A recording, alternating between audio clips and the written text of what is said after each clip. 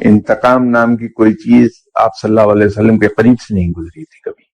اگر ہم تقویٰ کی راہ لینا چاہتے ہیں،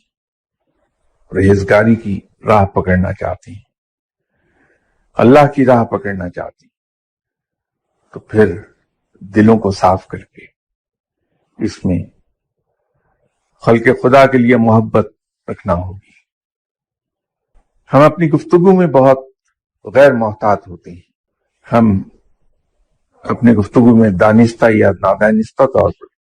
ایسے لوگ جو موجود نہیں ان کے بارے میں ایسی باتیں کہہ جاتے ہیں جن سے ان کی عزت پر حرف آتا ہے، اس میں توہین ہوتی ہے۔ یاد رکھیے کہ یہ غیبت ہے، اس کا ہمیں احساس نہیں کہ ہم غیبت مسلسل کرتے چلے جاتے ہیں، اور اللہ کے نزدیک بہت بڑا گناہ ہے۔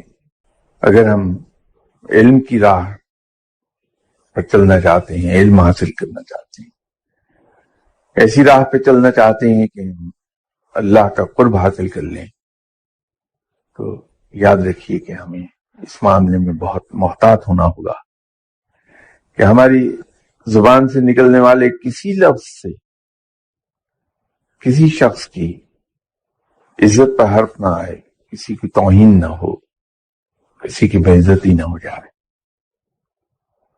کسی کا امیج خراب نہ ہو۔ اگر ہماری زبان سے کسی کی غیر موجودگی میں اس کے بارے میں کوئی لفظ نکلتا ہے تو صرف ایسا لفظ نکلنا چاہیے جو اس کی عزت میں اضافے کا موجب ہو۔ یاد رکھیے کہ یہ بھی سنت ہے۔ آپ صلی اللہ علیہ وسلم کی زبان مبارک سے کبھی کسی نے ایسی کوئی بات نہیں سنی جس سے ان کے کسی مخالف ہی کی توہین ہوتی ہو، کبھی ایسی بات نہیں زبان سے